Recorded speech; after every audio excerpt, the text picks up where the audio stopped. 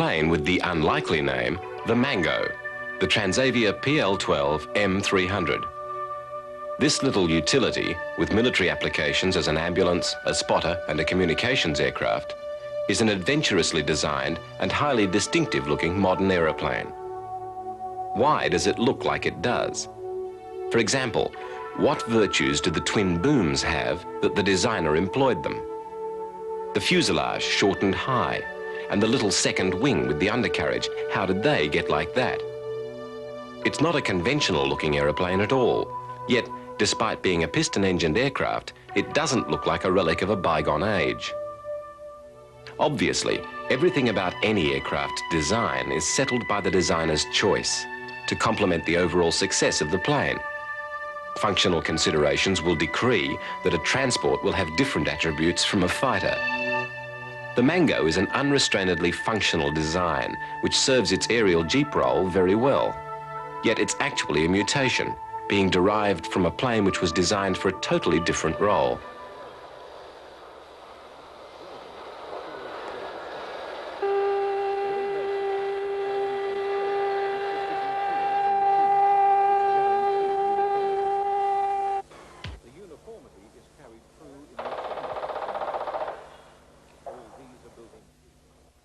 At Transavia's factory in Sydney, Australia, variations on the PL-12 have been developed and refined around a basic design that's proved very adaptable and reliable.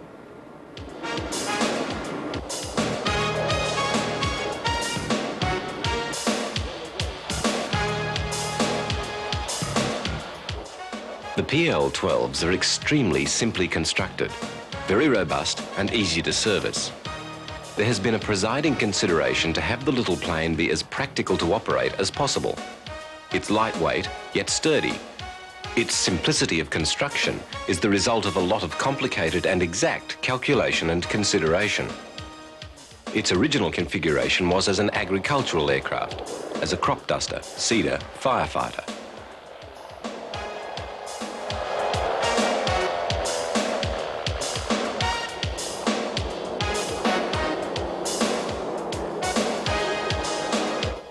It's not super fast, but it doesn't need to be. However, it is agile, responsive, and a delight to its pilots, because if you're going to buzz around feet off the ground, dodging trees, fences, and barns, then you need a plane that cooperates in keeping you alive. The Sky Farmer agricultural aircraft, as the original PL-12 air truck developed, was constructed around a large hopper, and the design variant was dictated to by the practical concerns of effectively operating as a crop duster. The hopper had to be easy to fill, and the plane capable of operating from unprepared strips. As an industrial tool, reliable continuous operation would be needed for cost-effective use, as would a long life expectancy. To a large extent, as a special purpose aircraft, the design is ageless. The task has been addressed directly, and the results are a sort of optimum. This little plane does its job very well. It's no doubt fortuitous for its manufacturer that the design has proved as impressively flexible as it has, but it is, for consideration of the Sky Farmer, not as important as the plane's success at its dedicated task. One aspect of the plane that shows the degree of design sophistication revolves around the little stub wings. All aircraft generate vortices around their wingtips, and these would be valuable in dispersing the sprays or fertilizers spread by a crop duster, but with a normal layout, they're too far out to have any effect. With the PL-12, the vortices around the end of the stub wings feed the outer wing vortices and serve to give the little plane a very wide sweep with each pass. In addition, of course, the stubs give extra wing surface and lift, and give a variation of the sort of controllability associated with small biplane aircraft, enhancing the little plane's enviable agility.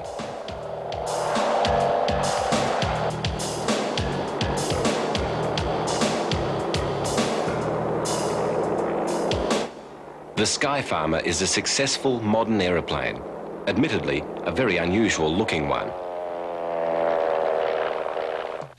This is also an aircraft. I say this because it's not immediately apparent at all that this mess of scaffolding and wheels is designed to take to the air. particularly when it's perched on top of a pole.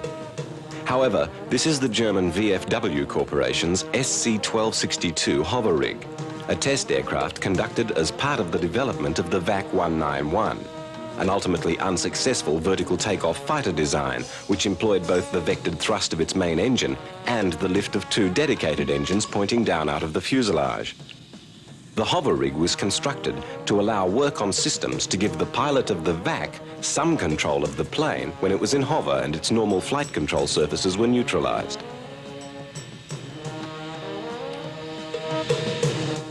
A distinctly strange and almost comically unlikely looking aircraft.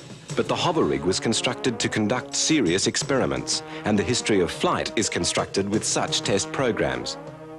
It's unlikely that much of interest to an aircraft engineer was gleaned in finding out how many men could fit into the engine compartment of an F-80. But putting ramjets on the wingtips can make the same type of aircraft a seriously interesting test bed. The ramjet, with no moving parts and a theoretical infinite power output, has fascinated aircraft designers, offering much and as a result being tested extensively. Here, obviously, the power output is not on trial. Any attempt to wind these ramjets out would rip the wings off the F-80 as though they were perforated toilet paper, well before the engine chambers melted. Instead, the fighter allows the engines to be brought up to operating speed and, within the limitations of the airframe, the engines can then demonstrate that they work.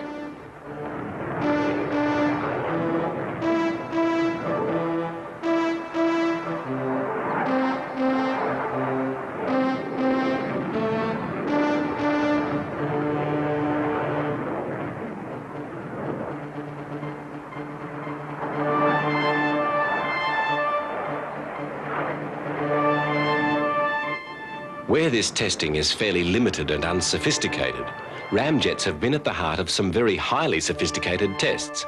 And one of these, the Lockheed X-7 project, serves to give an insight into how designers work.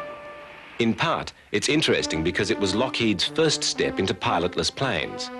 But it's also important in the history of modern missilery and the development of ramjet engines.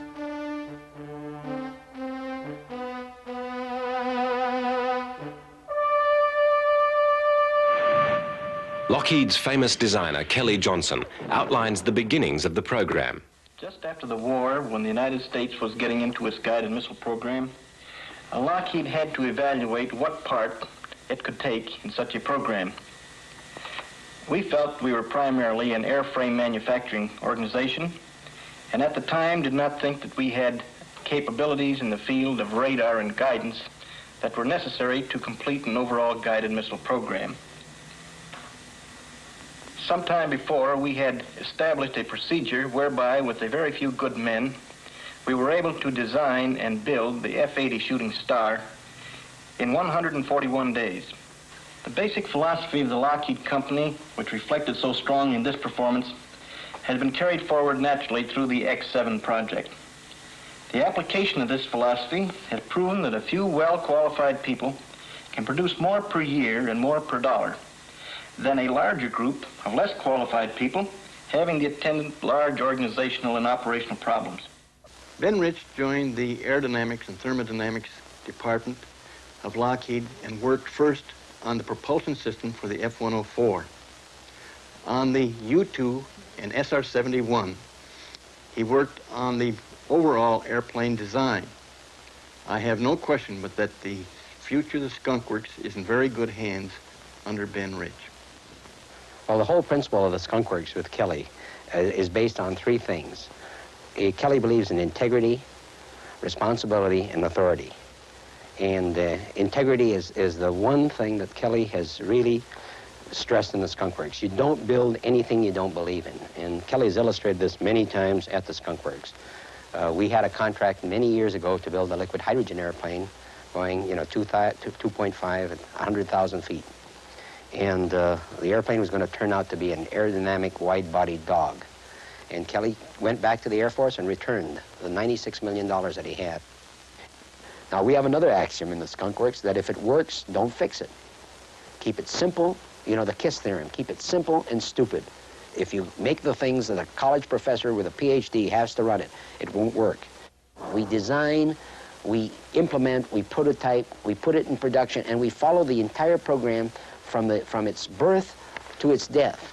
And there are very few people in this world who have that opportunity. The design of the X7 could have taken any of a number of forms, but these were sorted through, and after extensive consideration and assessment, the final configuration was settled. That shape had then to be refined, and the ancillary systems for its use sorted out. In some cases, entirely new answers were found for old problems because of the specific nature of the testing to be conducted. Wherever possible, the design team worked to keep the expense of the program down, and many aspects were sorted out in miniature, in wind tunnels, or as here with rockets, to confirm or sometimes debunk the designer's theories. Back in the late 40s, there were no digital computers around to test theory in the abstract.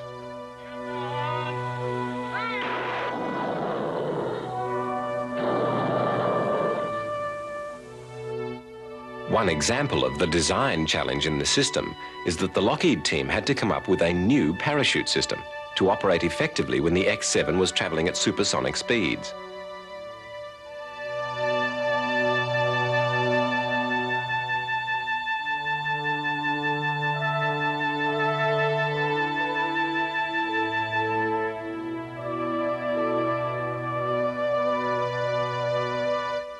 Once again, in the interests of economy, a stage of preliminary testing employed 1/3 scale models to provide data on roll stability, lift, drag, and separation behavior. Making the scale examples not only allowed economy in construction, but permitted the use of a P-38 Lightning as a mothership for the test flights.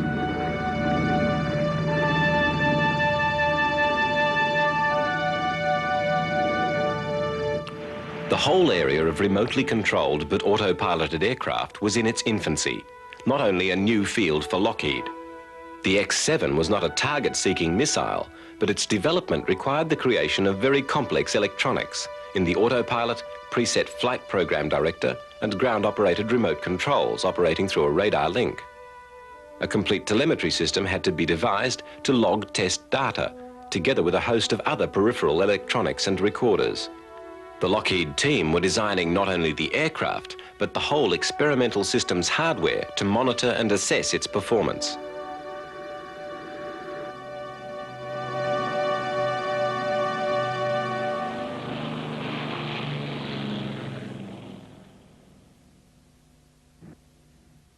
With the first X7s constructed and the test systems developed, the actual series could commence. The aim of the program was to assess the viability of ramjet engines, then largely an area of theory rather than established practice. Engines of this type had been incorporated into the design of the Bomark missile, and the X7 was to be the test bed to assess these engines in hypersonic flight. 9, 8, 7, 6, 5, 4, 3, 2, 1, 0.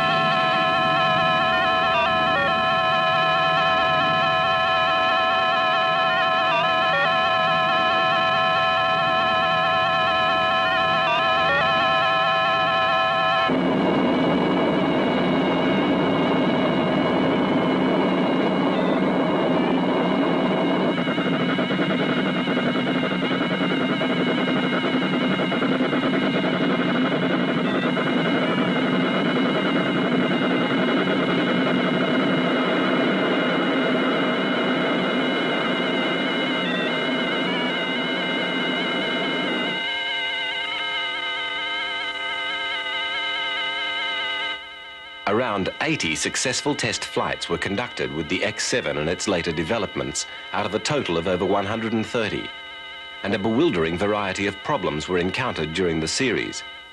These included radar control and autopilot failure, human error in the operation of the complicated ground systems, and some design problems, both ergonomic and aerodynamic. However, the missile's superb performance record eventually became an item of significant pride to Lockheed. Along the way, the X7s consistently revealed failings in the Marquardt company's ramjets, and it was the availability of these sturdy and reliable Lockheed test drones that afforded the hard data which was needed for the refinement of the ramjets into usable power plants. Typical of the X-7's simple yet practical problem solving was the fact that it was designed to land, if that's the word, by driving the specially hardened nose spike into the ground and stand like a pillar, waiting the ground retrieval crews, who carted it back to be refurbished in preparation for its next mission. There were over 60 X-7 aircraft, including some designated XQ-5s, which were designed to be used as high-speed target drones. Now, although there were some spectacular crashes in the test series, the target drones proved to be relative failures in their allotted role because they were almost impossible to shoot down. They were too fast. The X-7s had by then proved capable of very high speeds, with the top speed achieved being Mach 4.31, 2,881 miles per hour, and their performance proved significantly higher than that of the surface-to-air weapons they were designed to test. This was acutely embarrassing to the various government agencies and manufacturers involved in the weapons systems. There are many uses for pilotless aircraft, and being target practice for new weapons or for new pilots is one of them. Pretty obviously, the job of pilot on a target that's to be blown out of the sky by a missile is one that there would be very few applicants for.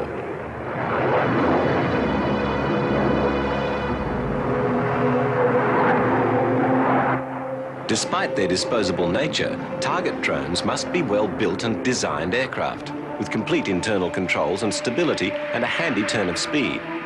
They present a perhaps unglamorous, but very challenging design task to the aviation engineer.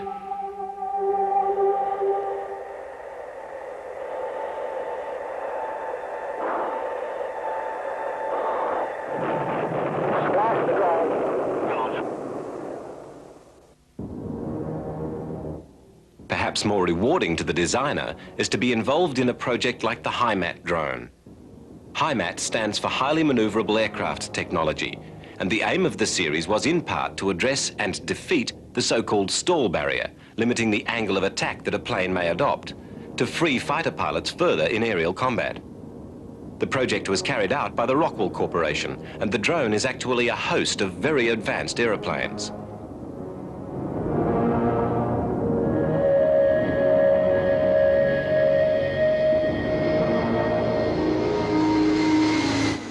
The HIMAT consists of an advanced jet core aircraft, to which can be affixed different arrangements of wings, canards, tails, engine inlets and jet nozzles. Thus, a large number of combinations can be tried out, and the advantages, disadvantages and relationships within various settings can be studied. An enormous amount of very expensive prototype production and testing has been accomplished with the one aircraft, not only saving money, but compressing years and programs into a very successful single test series. The internal coherence of the results obtained has informed the follow-on multinational X-31 fighter project.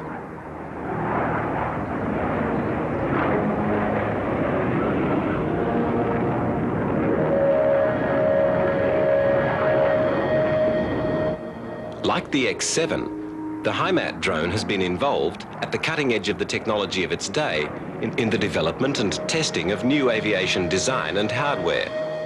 However, drone aircraft have developed over most of aviation's history, and their design evolution has branched repeatedly, so that today they play many different roles. For example, during World War I, the United States saw the development of the first flying bomb. These tests of the plane known as the Bug were conducted under the technical supervision of Orville Wright, and significantly, one of the young officers involved was Hap Arnold. The involvement of these illustrious names did not guarantee the program against failures. The little biplane did work occasionally, but its military significance was more in what it heralded rather than in any damage it may have been capable of causing itself. By the 1930s, when this little target drone was developed, one of the Bug's major deficiencies, its lack of guidance, was being looked at. Like today's model planes, the aircraft obeyed a handheld radio control unit. Interestingly, this unit employed a telephone dial to send the selected signal to the drone.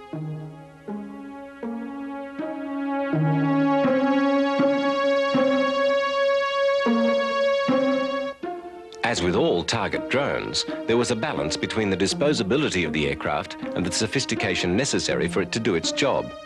And in this case, as a target, the plane didn't really present a simulation of an enemy aircraft.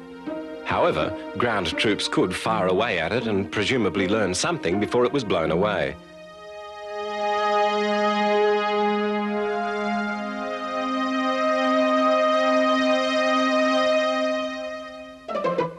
Something altogether more developed in the way of drones was to appear during the Second World War. Constructed in Germany, Hitler's terror weapons led into action by the V-1. This was not a rocket, it was a pulse jet-powered pilotless aeroplane, which carried a 1-ton warhead. It was 23 feet long and had a wingspan of 17 feet. Over 30,000 were produced, and over 8,000 were actually launched against the cities of Britain.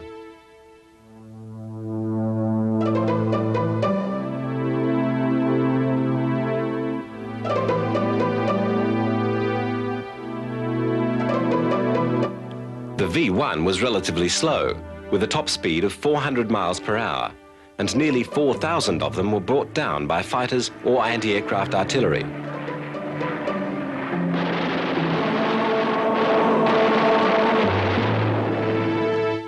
Captured V-1s started to come back to the US for testing and evaluation as soon as they were available, and they were given intense scrutiny by scientists working on the equivalent American programs.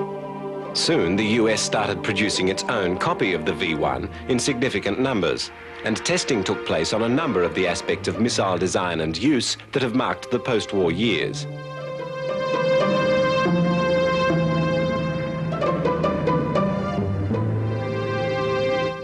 Included in these tests with the American V-1s were firings from submarines that are very prophetic, even if they look a little ridiculous.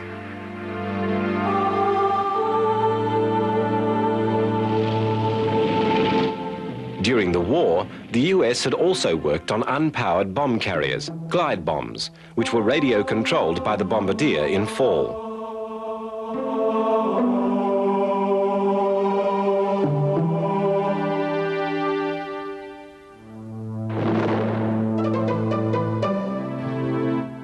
Another avenue of remote-controlled drone experiments employed what were, for drones, very big aircraft.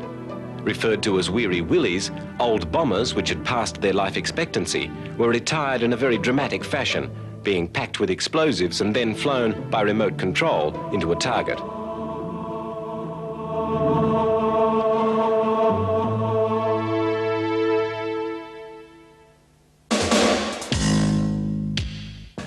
But not all military drone development has been to do with flying bombs. There have been several major advances in battlefield scout drones. This little observer, armed with television, was developed to give infantry a wider area of search and some knowledge of what was happening across the battlefield without risking heavy casualties in scouting and reconnaissance. Vietnam saw the deployment of a number of drones in several important roles. With the North Vietnamese armed to the teeth with the most advanced ground-based anti-aircraft defences ever tested in warfare, flying over the north became increasingly risky, and the little pilotless planes performed important reconnaissance and electronics suppression missions. Between 1965 and 1975, over 3,000 missions were flown by the remote piloted vehicles, and over 200 of them were actually shot down, which could have been 200 two-man reconnaissance or wild weasel aircraft. These things saved lives.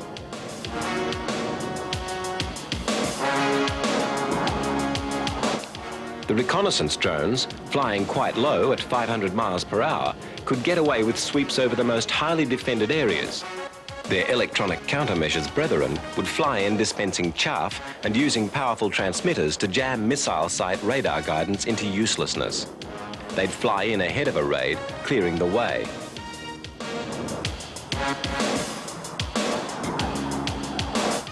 After a mission, the drones would be directed back into friendly airspace and there be retrieved by helicopters in a maneuver that could be difficult and dangerous. The 3,000-pound drones proving sometimes to be uncooperative and unwieldy.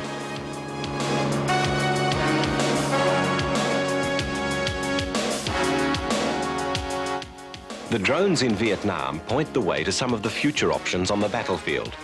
Already there are drones that deploy their own drones in the form of tank-hunting scouts and the missiles they can fire. If they're as effective as those drones used in Vietnam, they will be formidable indeed.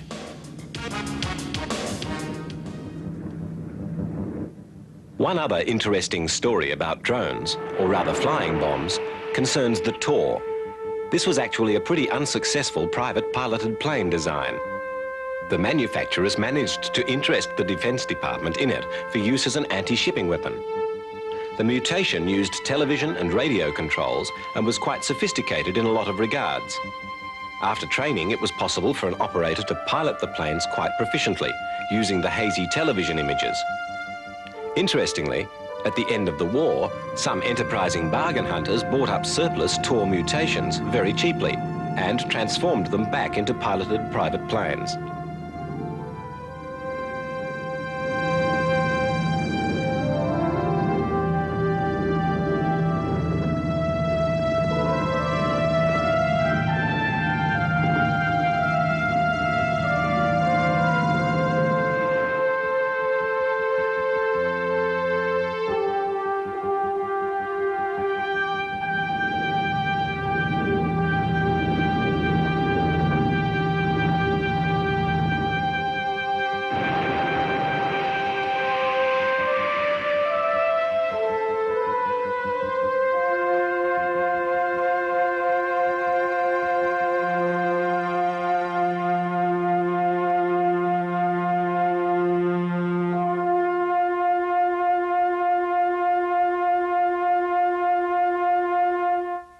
The mutation of aircraft is almost constant.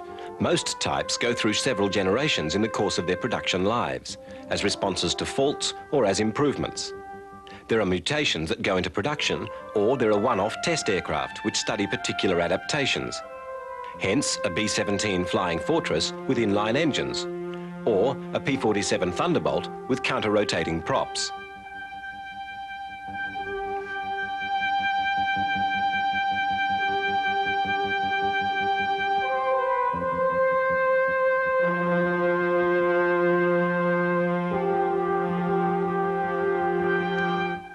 Another area of mutation is not specifically dedicated to the type involved.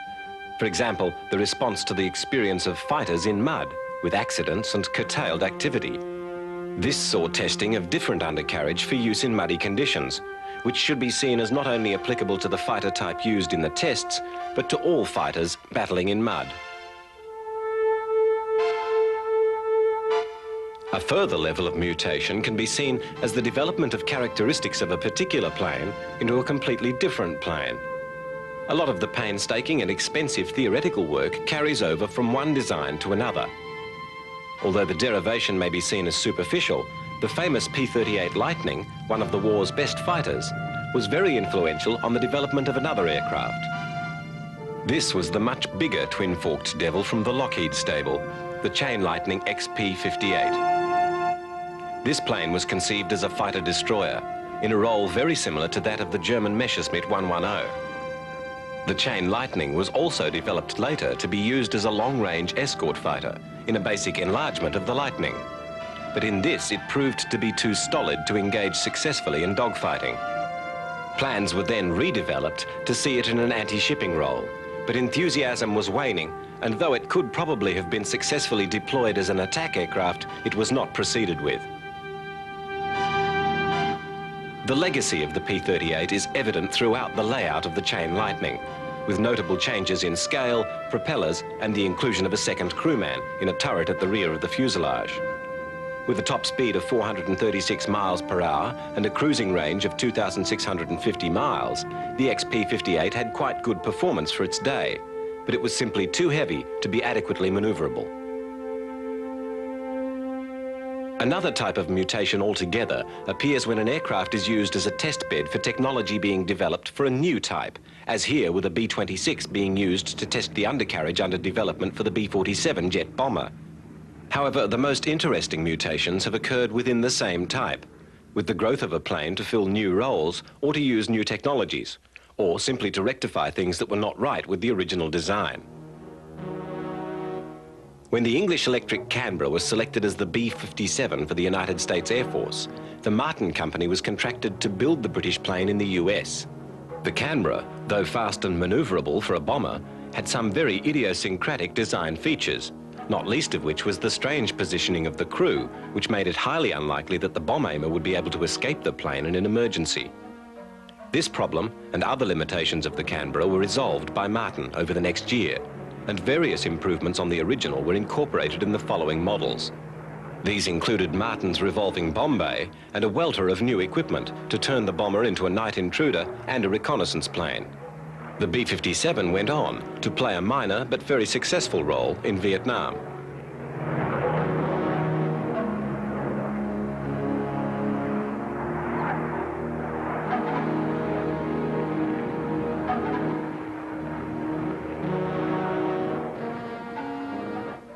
However, the mutation of the B-57 did not stop there.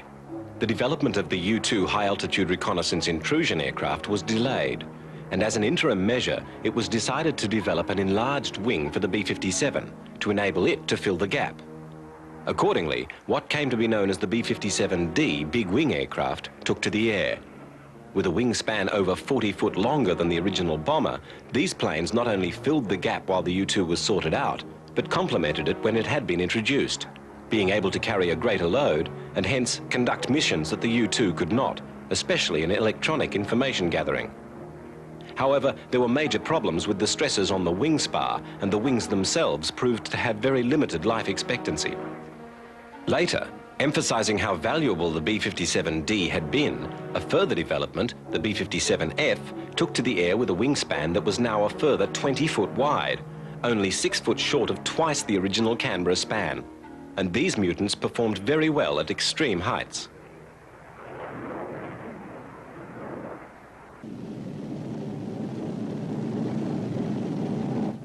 Perhaps the most impressive range of mutations ever developed from one aircraft type would be that large family of planes that are based on the Boeing B-29 Superfortress. This plane was the ultimate big bomber of the Second World War and carried over to bear a large load in the Korean campaign. The four-engined Superfortress built an enviable record in its original task and was the critical weapon in the reduction of Japan, maintaining a strategic campaign that wrought tremendous damage and brought World War II to a close.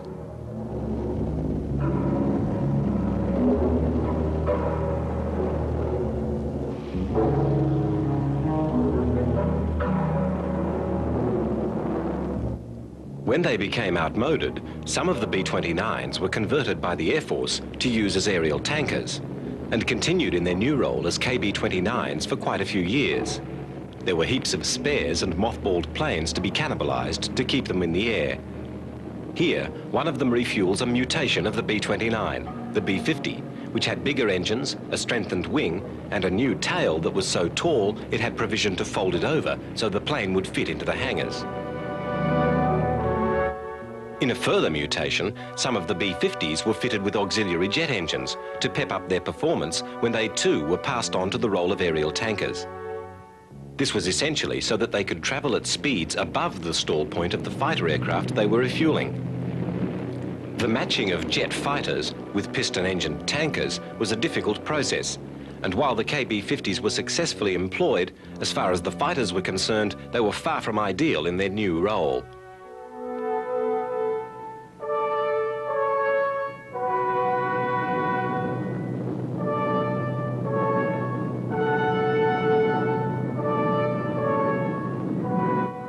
The B-50 shared much the same fuselage as the B-29, but the actual cargo variant of the Superfortress was a very different looking plane. The C-97 had a completely different fuselage, with the look of being two fuselages, a new fat one superimposed on a remnant of the B-29 shape. Needless to say, the C-97s didn't take long to develop a tanker version, as the mutations of the original plane continued to proliferate.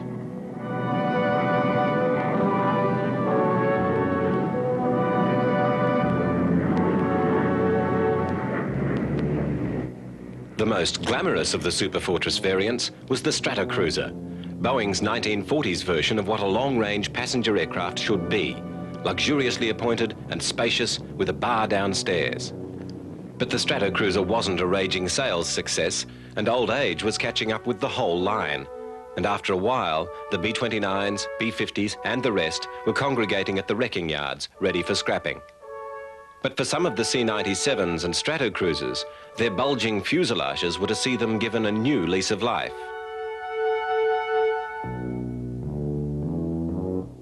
A company called Aerospace Lines, working on that commodious fuselage's basic virtues, started to build wildly distended hulls onto the planes to carry specialist cargo, including spacecraft, aircraft, rockets, and other large, fully assembled pieces of hardware. These aeroplanes with goiters have proved very successful since the first one was built in 1962. The massive lobes allow fuselage heights which started at 20 feet and have now progressed beyond 25 feet with a cargo hold of over 39,000 cubic foot capacity. The later model Super Guppies, built to carry around components for the Saturn rocket program, have turboprops rather than the original piston engines and have a nose section that opens out for easy loading. Here, two of the experimental lifting body shapes, the X-24B and the HL-10, are loaded into a Super Guppy. It's difficult to imagine that there will be many planes which will undergo not just the number of variations that the B-29 has seen, but the absolute transformation that has occurred with the plane. After all, the B-29 was a model of super streamlining. Nothing bulged from that clean shape unnecessarily. The functional demand of the mission dictated a strict discipline in its smooth lines. So where did this great bloated whale with its puckered brow and lack of scale come from?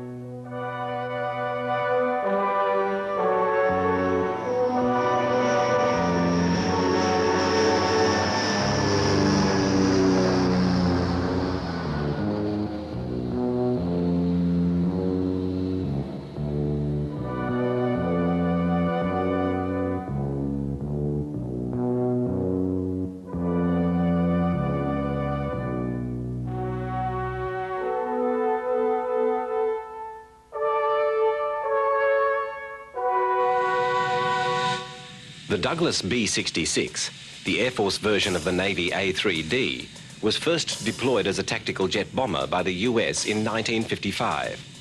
It had a fairly long career, seeing a lot of service in Vietnam in electronics countermeasures and reconnaissance roles. Starting in 1961, two of these planes were rebuilt by the Northrop Company to be the X-21A experimental aircraft.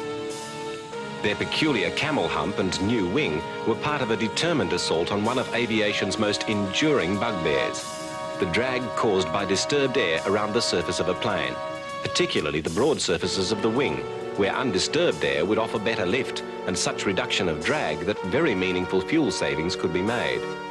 The idea being tested was to suck the air from the surface into the wing and then force it out the rear, effectively removing the turbulence and allowing smooth airflow. The basis of this was a porous wing surface. The system was refined to a testable condition for the first time for the X-21A program. Ultimately, the test series was to prove two things about the idea. Firstly, that it worked, and secondly, that it was wildly impractical. The maintenance required to keep all the passages in the wing clean and working, not to mention the holes in the exterior, was simply impossible. There were no less than 815,388 metering holes and 67,944 tributary ducts in the wing.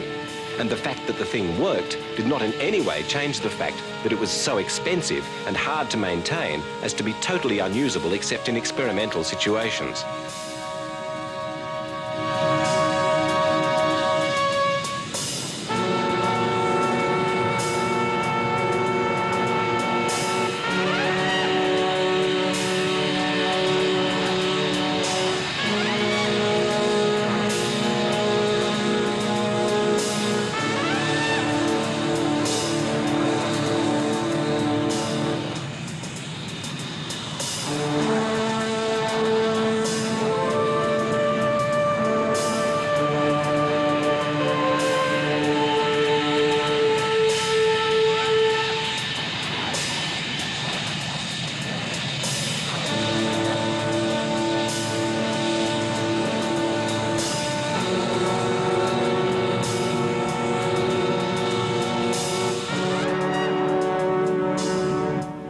Stretching the idea of mutations a little further, there have been planes that are designed to adopt different shapes to order.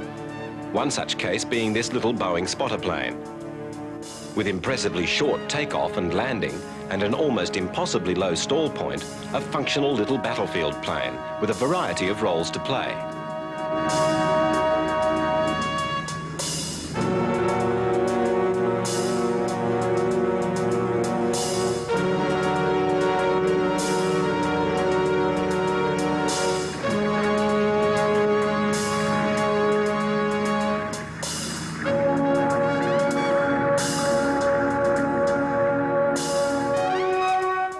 But when it was not in the air, this little plane had another trick. It was the work of only a few minutes to fold back all the protruding wings and other aeroplane bits, and it mutated into a trailer, ready to be towed off by a jeep.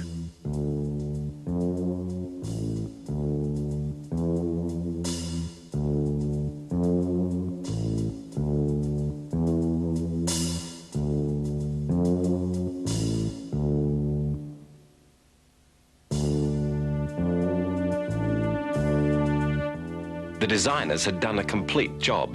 There were restraints for everything, and everything worked neatly. An excellent and practical approach to the tactical need, even if there is something a little unnerving about the idea of a plane which boasts as virtue that it folds up.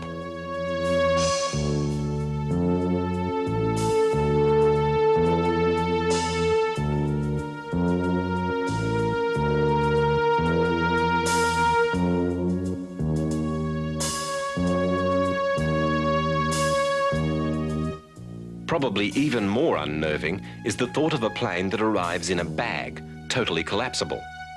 The Goodyear company worked this one out, a winged powered balloon with the most rudimentary looking control arrangements, which, despite their appearance, worked, providing a portable miniature spotter plane.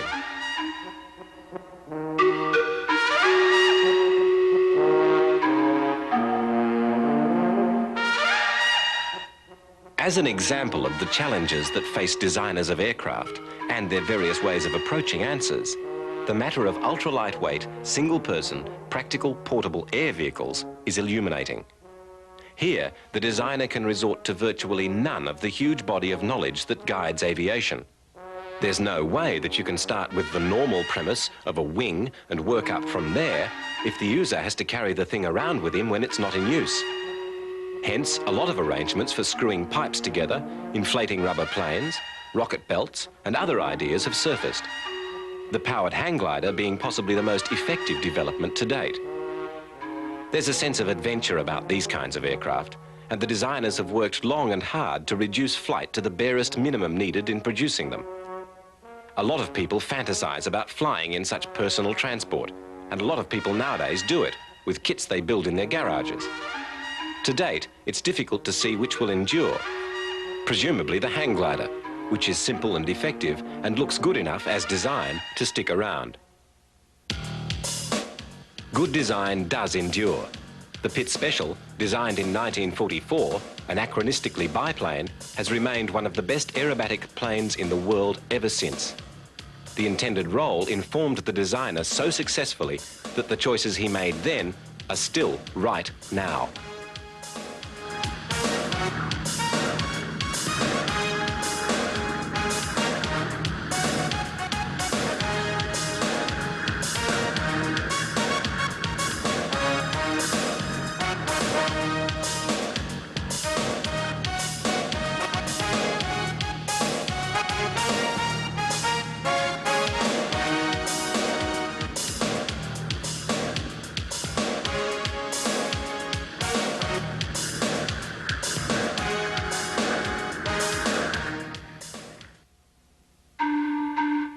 Hitler's designers, working on his experimental planes and terror weapons, were following trails that have led in many cases straight to the modern day. The Germans built and tested many of the theoretical assessments of their designers, and the list of firsts associated with that intensely concentrated period of research is pretty staggering. After the war, of course, this research and the researchers themselves went into the service of the two developing Cold War camps, and their work went on being refined. In matters of rocketry and remote-guided missilery, they made a number of significant advances, sorting out reliable power plants for their missiles and sorting out stable and controllable shapes for the whole contraptions.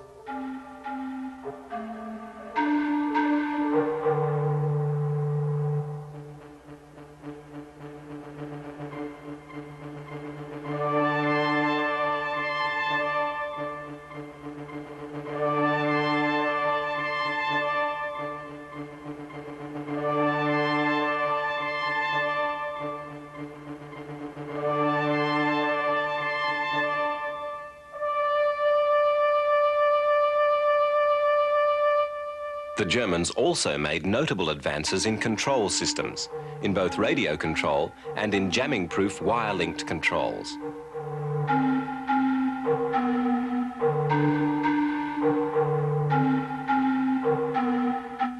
Presumably, with a system like this, it took some time to train the operator up to skillful guidance of the missiles. However, tests that were conducted showed the systems worked well, certainly well enough to have been a nuisance to have prowling about and a definite menace to shipping.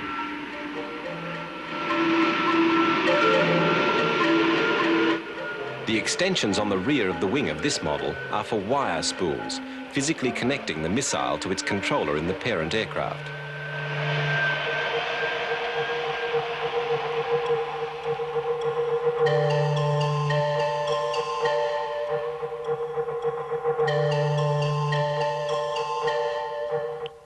This missile, the HS-293, was used with both control systems.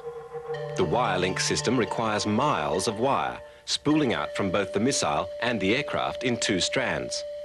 This gave the controller a direct link to the missile and precluded any jamming of his control over it.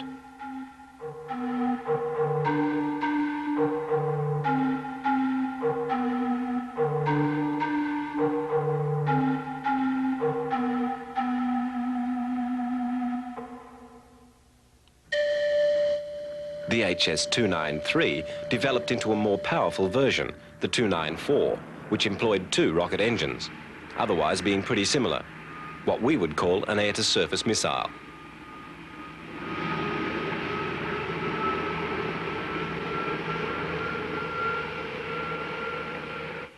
The Luftwaffe also put money into the development of air-to-air missiles for use against the big Allied bombers.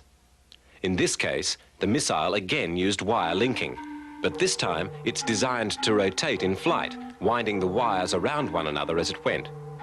It was designed for use with any of the planes employed as night fighters, and probably with the day fighter forces as well. The Germans would perhaps have been better occupied in manufacturing more of their jet and rocket fighters, which with heavy cannon could have cut swathes through the bomber forces. But the concept has, as we know, been refined constantly since the war, and their pioneering has become the dominant air-to-air attack format. There have been times since the war when it's been widely believed that manned aircraft were all outmoded, and the air would be, in terms of aerial warfare, totally the domain of the missiles, with intercontinental missiles to replace strategic bombers and a range of other missiles to replace everything else except transport and passenger planes. After all, it was reasoned, it wouldn't be safe over a battlefield in a manned plane. In fact, it may not be safe anywhere in a manned plane if the balloon, as they say, went up. What, of course, they overlooked is the phenomenon of machine stupidity. The smarter robots become, the narrower the theoretical gap between human mind and computer becomes, the more evident the complexity of animal intuition and intelligence becomes. Most of the guidance systems of missiles have at one time or another been subverted by interference, distraction, or blinding, and the missiles, most of the time, don't even know they're being fooled. From the early Gorgon onwards, the US has been the post-war leader in missilery. There have been times when the Soviets have managed to stolidly produce large numbers of their missiles, but the technological edge and sophistication of the United States hardware has been maintained. Along the way, there have been some spectacular successes and some equally spectacular failures. During the last 4 decades, the proliferation of missiles and drones has been astonishing. Today, stockpiles of missiles are enormous. And with the thawing of global relationships, it's noticeable that both of the superpowers are concerned to redress the situation. Both wary and cautious about leaving themselves exposed, but equally aware that the acronym MAD is descriptive of the situation in two ways, as it was intended and as it is obvious.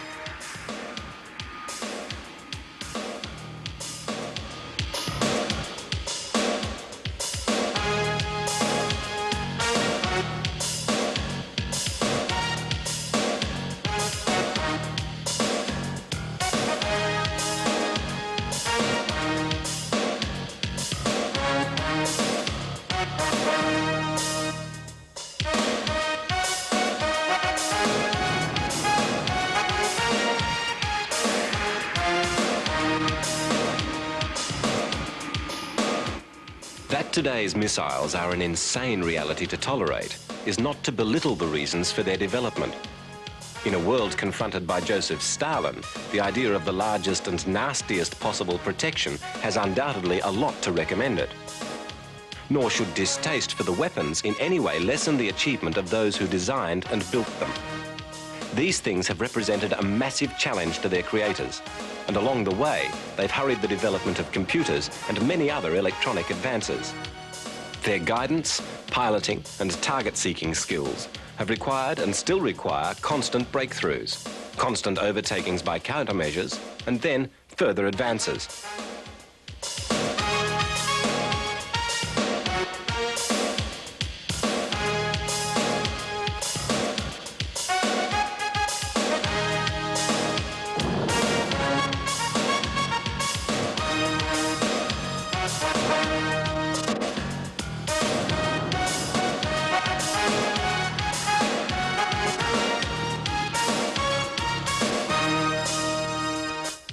Missiles have created their own merry-go-round of development, increasingly sophisticated, increasingly capable.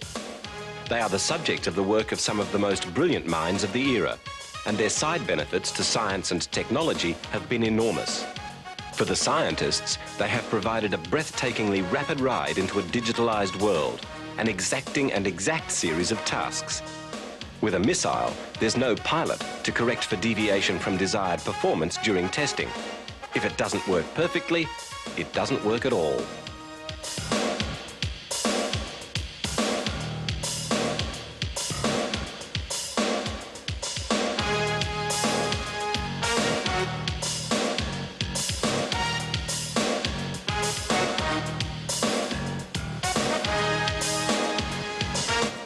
The highest state of refinement of missilery to date is the cruise missile, ground-hugging and, for the moment, virtually unstoppable. We can hope that, if the signs in Eastern Europe have any long-term substance, the cruise missile will be the last generation of this craziness, and the world will be able to thank the missiles for three things: for their contributions to science and aviation, for their contribution to peace over the past decades, and for disappearing.